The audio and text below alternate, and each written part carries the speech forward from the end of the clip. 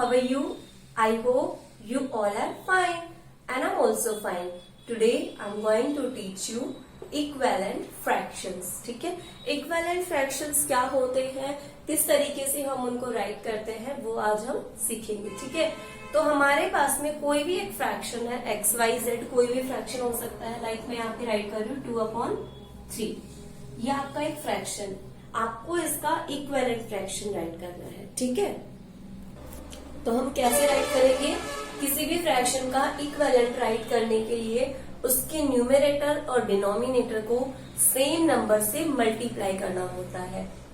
Like हमारे पास में ये फर्स्ट फ्रैक्शन है, इसका अगर हमें इक्विवेलेंट राइट करना होता है तो हम कैसे राइट करेंगे? इसका इक्विवेलेंट ऊपर भी हम लोग 2 से मल्टीप्लाई करेंगे, इट मीन्स न्यूमरेटर को भी 2 से मल्टीप्लाई करेंगे तो डिनोमिनेटर को भी 2 से ही मल्टीप्लाई करेंगे. ठीक है, जिससे न्यूमरेटर को मल्टीप्लाई करेंगे उसी नंबर से हम लोग डिनोमिनेटर को मल्टीप्लाई करेंगे और इनके मल्टीप्लीकेशन से जो हमारे पास में ना आंसर आएगा वो इनका इक्विवेलेंट फ्रैक्शन होगा. लाइक 2 2 4, 3 2 6. इस तरीके से हम किसी भी नंबर का इक्विवेलेंट फ्रैक्शन फाइंड आउट कर सकते हैं.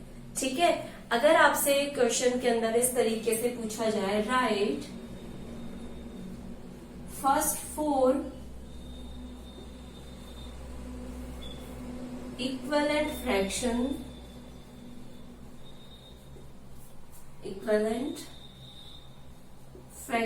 of 3/4. तो आप कैसे राइट करोगे? आपको 3/4 के फर्स्ट 4 राइट करने हैं. ठीक है, तो फर्स्ट 4 कैसे हो जाएगा? आप उसको ये 1 से तो मल्टीप्लाइड है ही, 3 1 3, 4 1 4. ठीक है, अब आप इसके जो नेक्स्ट 4 फाइंड करोगे वो किस तरीके से होंगे? इन दोनों को पहले 2 से मल्टीप्लाई करो, 3 2 6, 4 2 8. ठीक है, नेक्स्ट आप करोगे 3 मल्टीप्लाई बाय 3, 4 मल्टीप्लाई बाय 3. जिससे न्यूमरेटर को मल्टीप्लाई करोगे उसी से आप डिनोमिनेटर को मल्टीप्लाई करोगे. 3 3 9, 4 3 12. ठीक है, next 3 4 and 4 multiply by 4. 3 4s are 12, 4 4s are 16. ठीक है, 3 हमने फाइंड कर ली. आप एक और फाइंड कीजिएगा क्योंकि 4 पूछा गया आपसे, तो 1 तो आपको गिवन है ही, इसके बाद में आपको 4 फाइंड करने हैं. ठीक है, तो नेक्स्ट मैं यहाँ पे राइट कर रही हूँ बिकॉज मेरे पास स्पेस नहीं है. तो 3 को मैं 5 से मल्टीप्लाई करूंगी और 4 को भी 5 से ही मल्टीप्लाई करूंगी. 3 5 15 एंड 4 5 20. इस तरीके से आप लोग किसी भी फ्रैक्शन का इक्विवेलेंट फ्रैक्शन राइट कर सकते हो. इक्विवेलेंट फ्रैक्शन राइट करने के लिए सिर्फ आपको यही ध्यान रखना है कि आपका जो न्यूमरेटर है उसको आप जिस नंबर से मल्टीप्लाई कर रहे हो सेम उसी नंबर से आपको आपके डिनोमिनेटर को मल्टीप्लाई करना होता है. जैसे मैंने फर्स्ट वाले में किया, 2 के ऊपर से न्यूमरेटर को 2 से मल्टीप्लाई किया तो डिनोमिनेटर को भी 2 से ही मल्टीप्लाई करेगा. नेक्स्ट में मैंने 3 से मल्टीप्लाई किया है तो डिनोमिनेटर को भी 3 से ही मल्टीप्लाई किया. अगर हम न्यूमरेटर को 4 से मल्टीप्लाई कर रहे हैं तो डिनोमिनेटर को भी 4 से करेंगे. न्यूमरेटर को 5 से किया है तो डिनोमिनेटर को भी 5 से ही मल्टीप्लाई किया है. इट मीन्स ऑल ओवर अगर हम लोग कंडीशन देखें तो हमारे पास में इक्विवेलेंट फ्रैक्शन राइट करने के लिए क्या कंडीशन आती है कि जिस नंबर से हम लोग हमारे न्यूमरेटर को मल्टीप्लाई करते हैं उसी नंबर से हम लोग क्या करेंगे? डिनोमिनेटर को मल्टीप्लाई. अगर आपके पास में कहीं भी ये है कि आपने जिस नंबर से डिनोमिनेटर को मल्टीप्लाई किया है तो उसी से आपको क्या करना होता है? अपने न्यूमरेटर को मल्टीप्लाई करना होता है. तो ये तो हो गया हमारा कि इक्विवेलेंट फ्रैक्शंस क्या होते हैं, किस तरीके से हम उनको राइट डाउन करेंगे. ठीक है, अब मैं आपको यहाँ पे समझा रही हूँ कि किसी भी फ्रैक्शन का अगर आपको एक फ्रैक्शन दिया गया है और उसका इक्विवेलेंट राइट करना है, उसमें आपको न्यूमरेटर भी गिवन हो सकता है और डिनोमिनेटर भी गिवन हो सकता है. तो उनको आप किस तरीके से सॉल्व करोगे वो मैं आपको यहाँ पे सॉल्व करके दिखा देती हूँ. ठीक है, लाइक आपके पास में एक क्वेश्चन है, right the equivalent of the equivalent fraction of 2/3 with denominator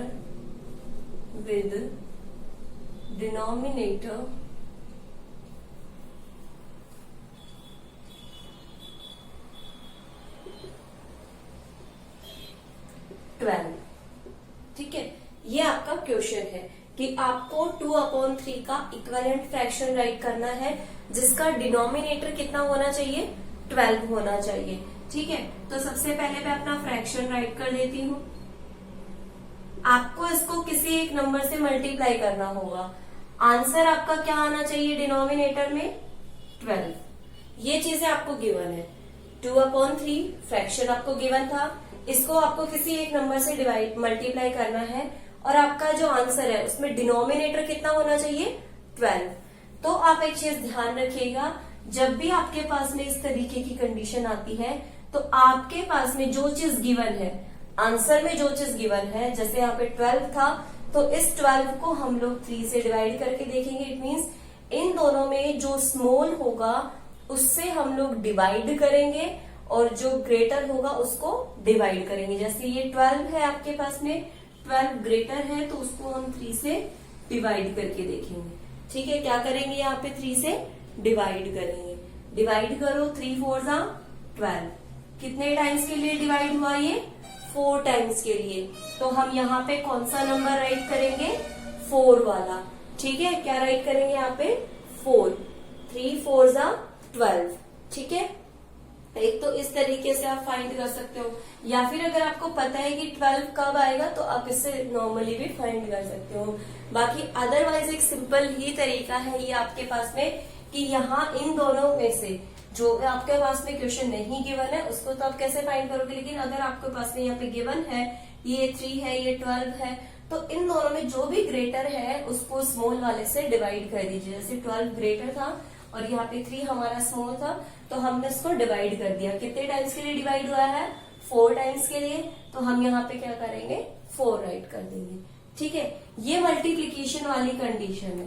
ठीक है, जब मल्टीप्लाई हो रहा है तब हम लोग यहाँ पे इस तरीके से राइट करेंगे।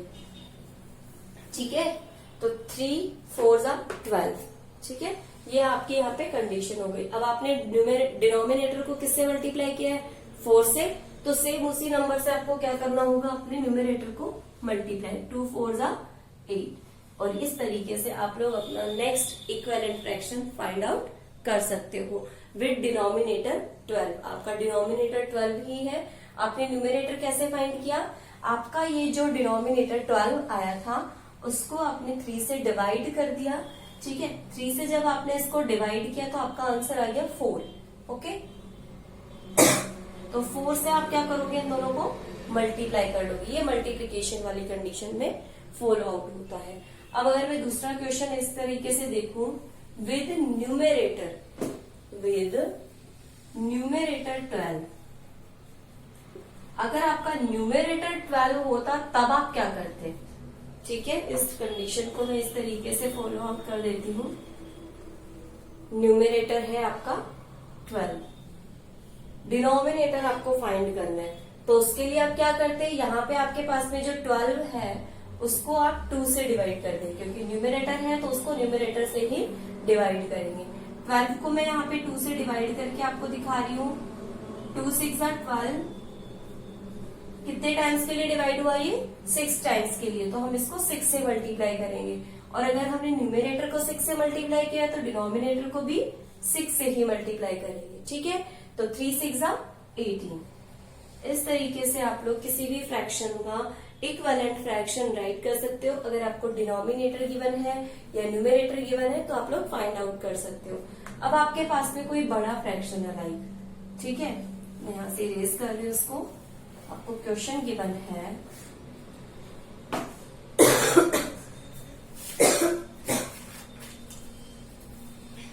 इस तरीके से 45/60। ठीक है, जिसका आपके पास में जो न्यूमरेटर है वो है 3। क्या है आपका न्यूमरेटर, 3। तो इसको आप कैसे फाइंड करोगे, देखो जब भी आपके पास में ग्रेटर फ्रैक्शन आता है और स्मॉल वाले के लिए पूछा जाता है, ठीक है, ये स्मॉल वाला है तो इसके लिए आप डिवाइड करोगे। अभी स्मॉल आया था और हमसे ग्रेटर के लिए पूछा गया था ना कि हमारा जो डिनोमिनेटर या न्यूमरेटर जो भी था वो ग्रेटर था, ठीक है, बड़ा था हमारे फ्रैक्शन से, तब हमने मल्टीप्लाई किया था। लेकिन अब हमारे पास में स्मॉल वाली कंडीशन आ रही है, इट मीन्स 45 अब हम लोग डिवाइड करेंगे। क्या करेंगे? डिवाइड, क्योंकि जब हमें स्मॉल फ्रैक्शन राइट करना होगा तब तो हमें डिवाइड ही करना होगा। ठीक है, हम इसको डिवाइड करेंगे तभी तो हमारे पास में आंसर आएगा, और आंसर में भी हमारे पास में कितना होना चाहिए? 3। और मैंने अभी आपको बताया इसको आपको डिवाइड करना है, जो ग्रेटर है उसको स्मॉल से। तो 45 को मैं 3 से डिवाइड कर रही हूँ। 3 1 सा 3, 3 5 सा 15। कितने टाइम्स के लिए डिवाइड हुआ ये? 15 टाइम्स के लिए। ठीक है, तो हम 60 को भी किससे डिवाइड करेंगे? 15 से। ठीक है, यहाँ पे आपको आंसर तो यही राइट करना है, चाहे मल्टीप्लीकेशन हो चाहे डिवीजन हो, आंसर आपको इसी जगह पे राइट करना है। बस ये जो सिंबल वाला फॉर्मूला है, ये सिंबल आपको ध्यान रखना है कि जब भी आपके पास में ग्रेटर फ्रैक्शन से स्मॉल फ्रैक्शन बनवाता है तब आपको डिवाइड करना है, और अगर आपको स्मॉल फ्रैक्शन से ग्रेटर फ्रैक्शन बनवाता है इक्विवेलेंट में तब आपको मल्टीप्लाई करना है।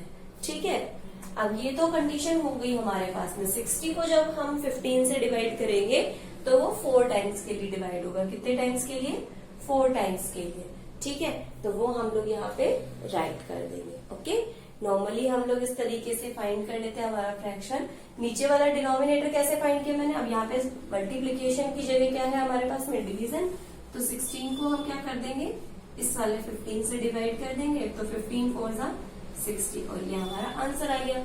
ये वाला जो 4 है उसको यहाँ पे राइट डाउन कर देंगे। ठीक है, इस तरीके से हमारा कंप्लीट सॉल्यूशन हो जाएगा अगर ये ही क्वेश्चन आपके पास में इस तरीके से आ जाए।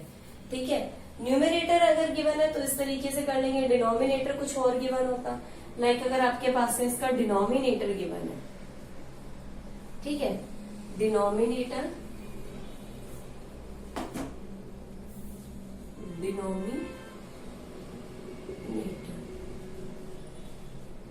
डिनोमिनेटर है आपके पास में इसका। डिनोमिनेटर अगर आपका यहाँ पे 12 है तो आप क्या करोगे? यहाँ पे 16 को 12 से डिवाइड करोगे। क्या करना है आपको? 12 से 16 को डिवाइड करोगे। 12 5 सा 60, और हमारा आंसर आ गया 5। अब हम क्या करेंगे? 45 को भी 5 से डिवाइड करेंगे, और जब 45 को 5 से डिवाइड करेंगे तो आपका आंसर आ जाएगा 9। कितना आएगा आंसर?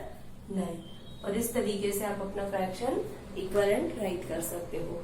ठीक है, अब अगर आपके पास में कंडीशन दूसरे तरीके से आए, ठीक है, ये क्वेश्चन आपके पास में नहीं लिखा हुआ हो, आपको बोले कि आपको सिर्फ बॉक्स को फिल करना है। लाइक क्वेश्चन आपका है इस तरीके से, 3/4 इक्वल टू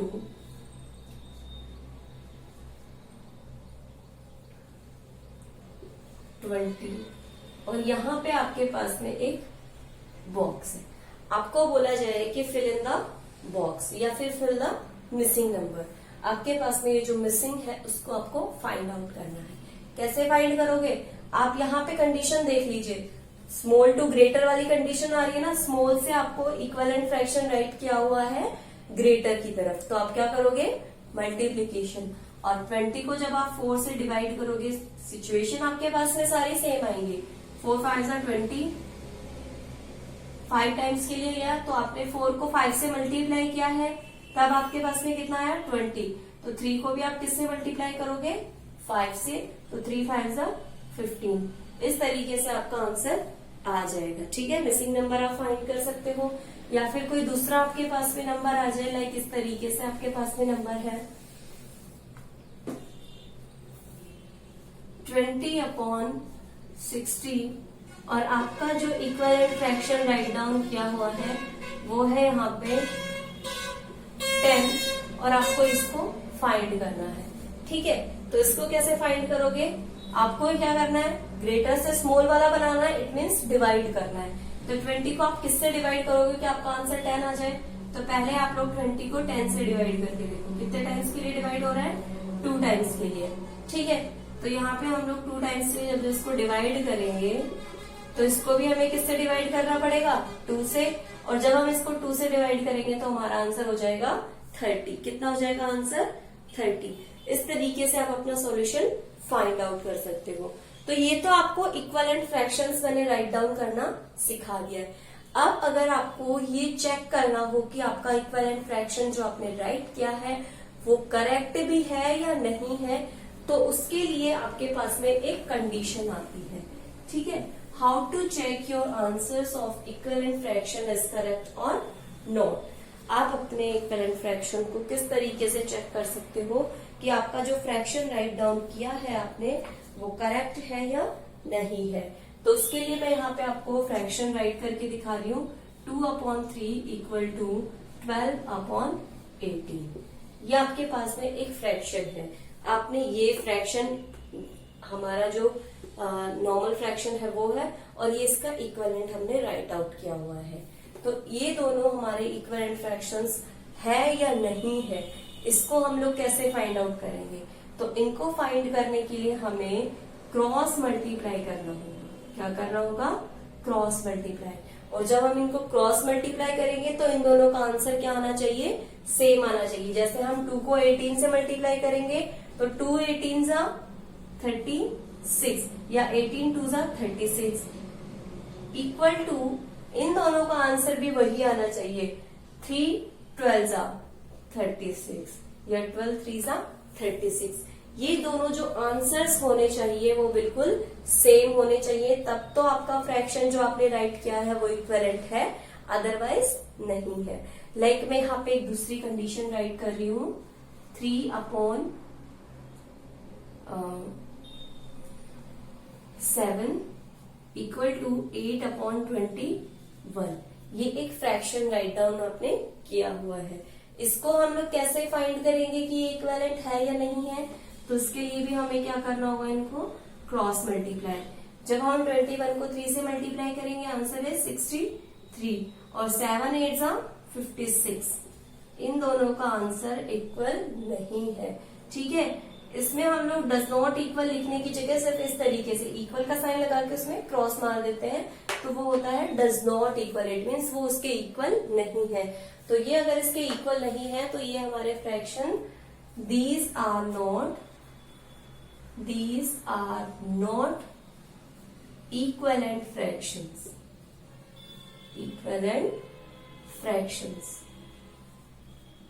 ये जो हमारे फ्रैक्शंस है वो इक्विवेलेंट फ्रैक्शंस नहीं है, ठीक है। इस तरीके से आप लोग फाइंड भी कर सकते हो कि अपना जो फ्रैक्शन है वो आपने राइट जो किया है इक्विवेलेंट वो करेक्ट है या नहीं है। Okay, thank you so much for watching. I hope this is much helpful to you. If you have any type of queries, then ask me in comment box. Thank you.